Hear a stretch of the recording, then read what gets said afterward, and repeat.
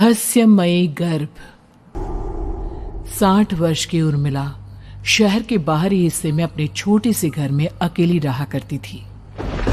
एक रात शहर में बहुत जोर का तूफान आया। जोर जोर से हवाएं और आंधी तूफान के साथ तेज बारिश होने लगी। उन आवाजों को सुनकर कोई भी घबरा जाता, लेकिन उर्मिला घर के सारे खिड़की दरवाजे बंद कर गहरी नींद में सो रही थी। रात के लगभग 12 बजे होंगे कि किसी ने उर्मिला के घर का दरवाजा खटखटाया।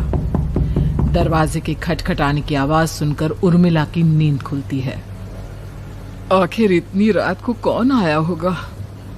उर्मिला जाकर दरवाजा खोलती है तो सामने लगभग 26 साल की बेहद सुंदर लड़की को खड़ा देख हैरान रह जाती है।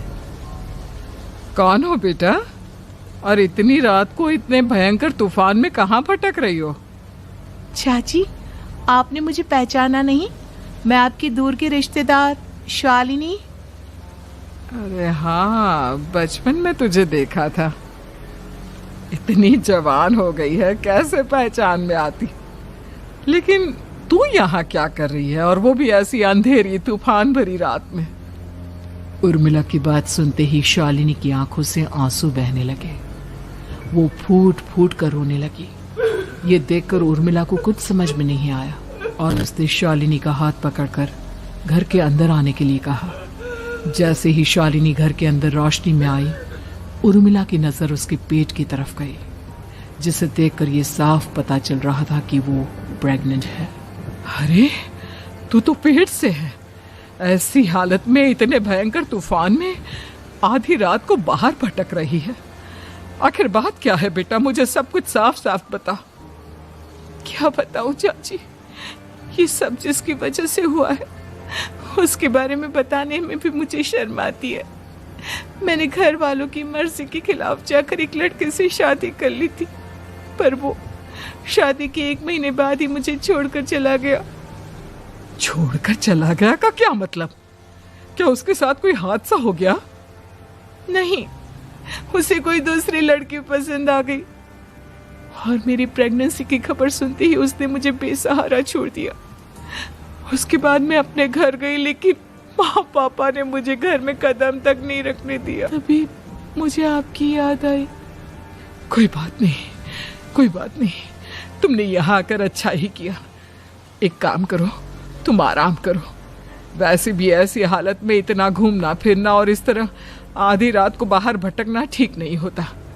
प्रेग्नेंट औरत को आधी रात को घर से बाहर नहीं निकलना चाहिए। बुरी आत्माएं उस पर अपना असर दिखा सकती है। और इतना कहकर उर्मिला ने शालिनी को एक दूसरे कमरे में जाकर आराम करने के लिए कहा। लेकिन जैसे ही शालिनी अपने कमरे में जाने लगी, अचानक से उर्मिला ने उसे रोक लिया।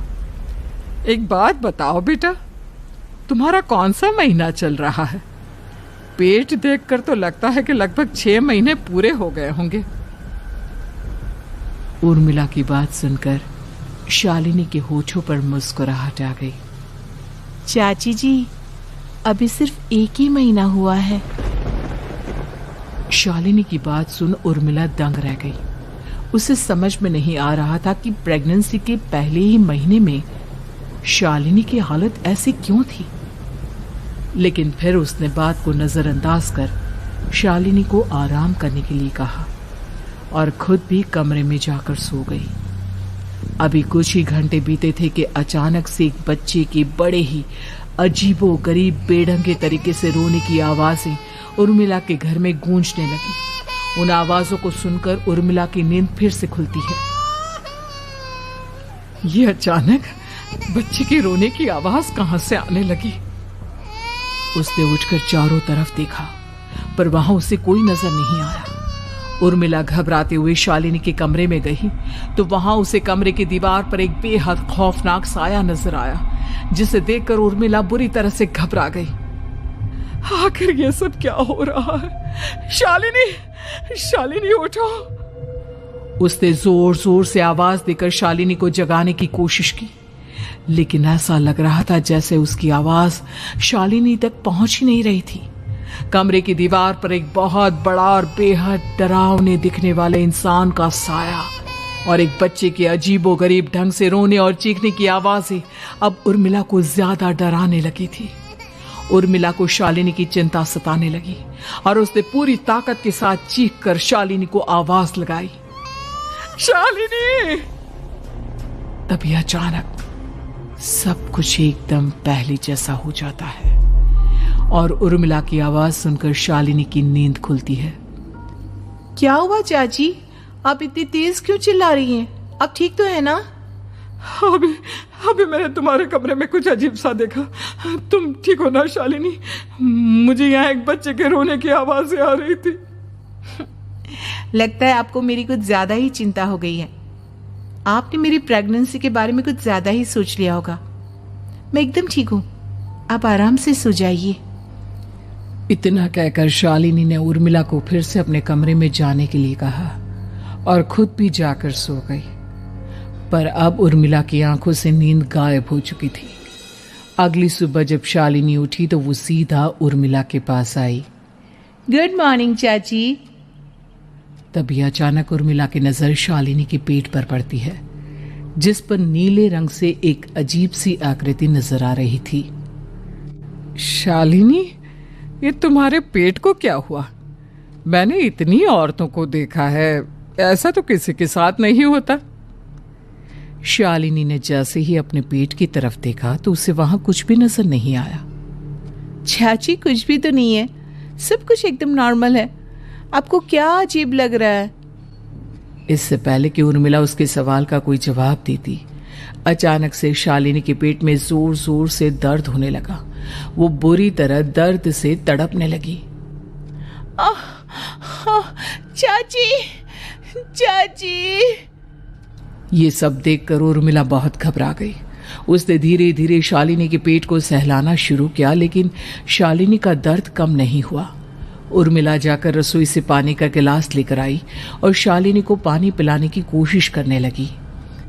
ले बेटा, पानी पी ले, तुझे आराम मिलेगा। ले ले। नहीं चाची, मुझे बहुत तेज दर्द हो रहा है। अरे थोड़ा पी ले बेटा। जैसे ही उर्मिला ने शालिनी को पानी पिलाया, उसने देखा कि गिलास में बचा पानी का रंग नीला पड़ गया और शालिनी की आंखें अजीब हो गई। उसके पेट पर बच्चे का एक डरावना चेहरा नजर आने लगा। ये सब देखकर उर्मिला की डर से हालत खराब होने लगी, पर तभी शालिनी का दर्द ठीक हो गया।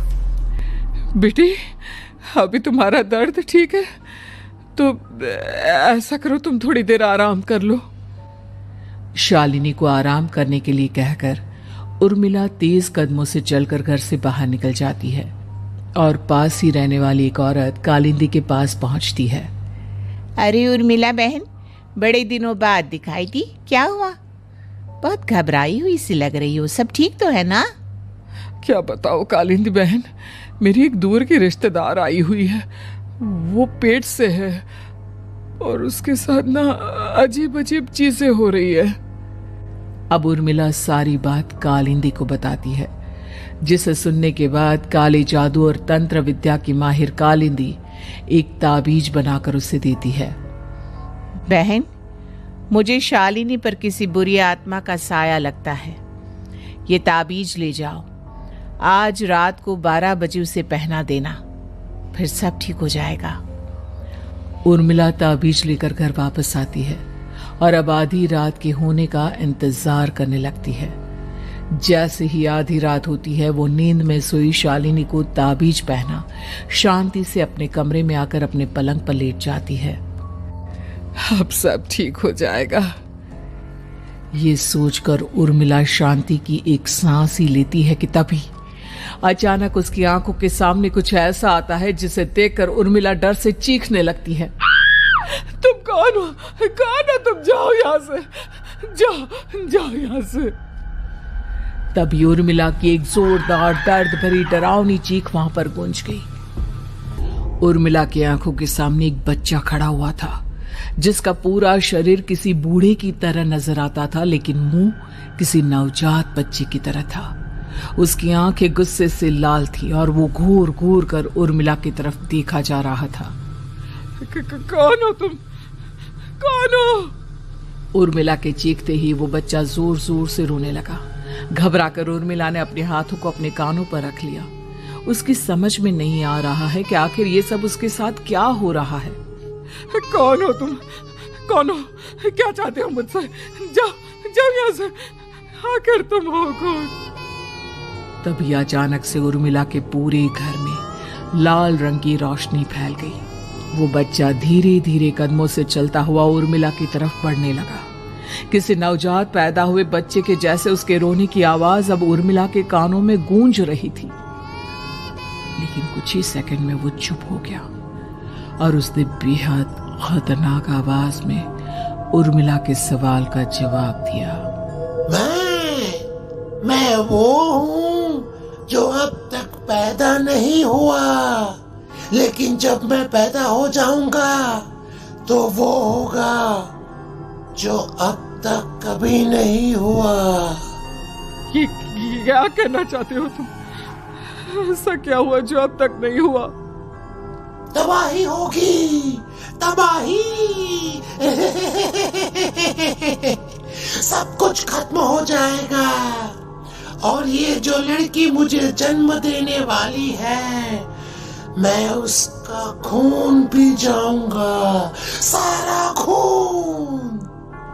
उस बच्चे की बात सुनते ही उर्मिला बुरी तरह घबरा गई। उसका एक बुजुर्ग आदमी जैसा शरीर, एक नवजात बच्चे जैसा चेहरा, ये दोनों ही बातें उर्मिला की समझ से बाहर थी। तभी वो बच्चा अचानक गायब हो गया। घर का माहौल फिर से पहले जैसा हो गया। लाल रंग की रोशनी भी अब गायब हो चुकी थी। उर्मिला दौड़कर शालिनी के कमरे में पहुंची, जहां वो गहरी नींद में सोई हुई थी, पर उसके गले का ताबीज गायब हो चुका था। उठो उठो शालिनी, उठो बेटा, मुझे तुमसे जरूरी बात करनी है। अरे चाची, क्या हुआ? इतनी रात को आप परेशान क्यों कर रही हैं? सब ठीक है ना? अभी जब तुम सो रही थी ना, तो मैंने तुम्हारे गले में एक ताबीज पहनाया था। कहाँ गया बेटा, बताओ मुझे। शालिनी ने चारों तरफ अपनी नजरें घुमाकर देखा, लेकिन वहां पर कोई ताबीज नहीं था। वह हैरानी से उर्मिला के चेहरे की तरफ देखने लगी। उसे समझ में नहीं आ रहा था कि आखिर उर्मिला किस ताबीज के बारे में बात कर रही थी। नहीं चाची, यहाँ कोई ताबीज नहीं है। लगता है आपने कोई बुरा सपना देखा है। मैंने कोई बुरा सपना नहीं देखा।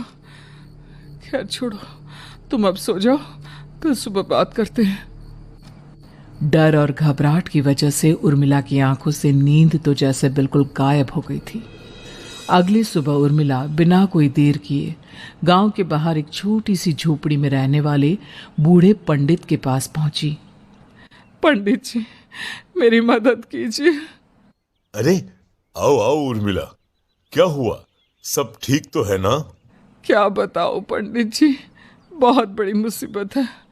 मेरी दूर की एक रिश्तेदार लड़की पेट से है और उसके साथ बहुत डरावनी चीजें हो रही है। कल रात को तो एक अजीब सा दिखने वाला बच्चा मेरी आंखों के सामने आकर खड़ा हो गया था। ये तुम क्या कह रही हो? मुझे साफ साफ बताओ कि आखिर तुमने क्या देखा? उर्मिला ने अपने साथ हुई बीती रात की पूरी घटना पंडित जी को बताई, जिसे सुन पंडित जी के माथे पर चिंता की लकीरें उभर आई। अनर्थ होने वाला है, अनर्थ। बरसों पहले भी उस हैवान ने एक लड़की के पेट से जन्म लिया था और उसके बाद उस शहर को पूरी तरह से तबाह कर दिया। कैसी विपदा पंडित जी, कैसे बात कर रहे हैं आप? बताइए मुझे, और इसका उपाय क्या है? इसका उपाय तो है, लेकिन बहुत कठिन है। हो सकता है कि उस उपाय को करने के दौरान तुम्हारी जान भी चली जाए। मुझे मेरी जान की कोई परवाह नहीं, पर आप जिस तबाही के बारे में बात कर रहे हैं, बस वो नहीं होनी चाहिए। लाखों लोगों की जान बचाने के लिए मैं कुछ भी करूंगी। तो ठीक है, मेरी बात ध्यान से सुनो। बरसों पहले एक भयानक तांत्रिक ने अपनी तंत्र क्रिया के जरिए एक मासूम लड़की के साथ रिश्ता बनाकर उसके पेट से जन्म लिया था। इस तरह से वो अपने जैसे लोगों की संख्या इस दुनिया में बढ़ाना चाहता था। आपके कहने का मतलब है कि शालिनी के पेट से भी उस शैतान को जन्म लेना है, इसलिए उसने उसके साथ ये सब किया है। ठीक पहचाना तुमने। अब मैं तुम्हें एक ऐसा सिंदूर दूंगा जिसे तुम्हें ले जाकर उस लड़की के पेट पर लगाना होगा। क्या ऐसा करने से सब कुछ ठीक हो जाएगा? नहीं उर्मिला, ये सब इतना आसान नहीं। उस लड़की के पेट पर सिंदूर लगाने के बाद तुम्हें उसका पेट काटकर उस हैवान को बाहर निकालना होगा। नहीं पंडित जी, मैं ये सब नहीं कर सकती। मैं भला एक जिंदा लड़की के पेट को अपने हाथों से कैसे काट सकती हूँ? अगर तुमने ऐसा नहीं किया तो कुछ ही दिनों में वो हैवान उस लड़की के शरीर से जन्म लेगा और उसके शरीर के सारे खून को पीकर अपनी ताकत को बढ़ाएगा। उसके बाद वो धीरे धीरे इस पूरे शहर को तबाह कर देगा। यहाँ पर कोई जिंदा नहीं बचेगा। लेकिन अगर मैं उसके पेट को काट दूंगी तो क्या वो जिंदा बच पाएगी? अगर शालिनी को कुछ हो गया तो, अगर उसकी मृत्यु हो गई तो? ऐसा कुछ नहीं होगा उर्मिला, तुम्हें अपने मन को पक्का करके ये काम करना ही होगा।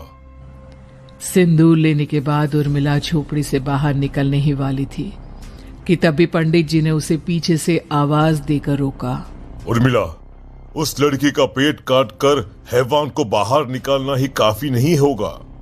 तुम्हें ध्यान रखना होगा कि ये सब करते हुए उस बच्चे का जो आधा बूढ़े का शरीर है उस पर सिंदूर की एक बूंद भी ना लगने पाए, क्योंकि अगर ऐसा हुआ तो वो तुम्हें और बाकी सबको कच्चा खा जाएगा। पंडित जी की बात सुन उर्मिला की आंखें फटी रह गई और उसके शरीर में डर की लहर दौड़ गई। फिर भी उसने हिम्मत की। ठीक है पंडित जी, मैं पूरी कोशिश करूंगी कि मैं उस हैवान को वहीं के वहीं खत्म कर पाऊं। इसके बाद उर्मिला तेज कदमों के साथ घर वापस आती है। दिन बीतता है, रात का अंधेरा छाने लगता है। शालिनी खाना खाकर सोने चली जाती है और उर्मिला लगातार उसके गहरी नींद में सो जाने का इंतजार करने लगती है, जिसके बाद उर्मिला दबे कदमों से शालिनी के कमरे में पहुंच गई। मुझे ये करना ही होगा। अब उर्मिला ने धीरे धीरे शालिनी के पीठ पर पंडित जी का दिया सिंदूर लगाना शुरू किया। उर्मिला के हाथ बुरी तरह से कांप रहे थे। उसके एक हाथ में चाकू था जिससे वो पेट काटने वाली थी। उर्मिला ने एक नजर शालिनी के चेहरे की तरफ देखा और फिर डरते हुए उसके पेट पर चाकू चलाना शुरू किया। कमाल है, मैं इसका पेट काट रही हूं और ये आराम से सो रही है। इससे दर्द नहीं हो रहा क्या? तभी अचानक उर्मिला के कानों में बच्चे की रोने की आवाज सुनाई देने लगी। उसने घबराकर चारों तरफ देखा पर वहां पर कोई नहीं था। बस रोने की आवाज लगातार आ रही थी। उर्मिला बिना रुके लगातार शालिनी के पेट को काटती रही। उसे इस बात का भी ध्यान रखना था कि सिंदूर बच्चे के बूढ़े आदमी वाली शरीर के हिस्से पर ना लगे। कुछ ही देर में वो हैवानी बच्चा उर्मिला के हाथों में था। उसने बड़ी ही सावधानी से उस बच्चे को बाहर निकाला और पंडित जी के कहे अनुसार उसे घर से दूर जलाने के लिए ले गई। पर तभी उसके सामने वही बूढ़े शरीर और बच्चे के चेहरे वाला बच्चा आ गया। अपनी गोद में और सामने भी बच्चे को देखकर उर्मिला हैरान रह गई। मुझे मारोगी? मुझे इतनी हिम्मत कैसे आ गई तुम्हारी? तुम पैदा नहीं हुए हो और मुझे पता है जब तक तुम्हारा जन्म नहीं हो जाता तो मुझे कुछ नहीं कर सकते।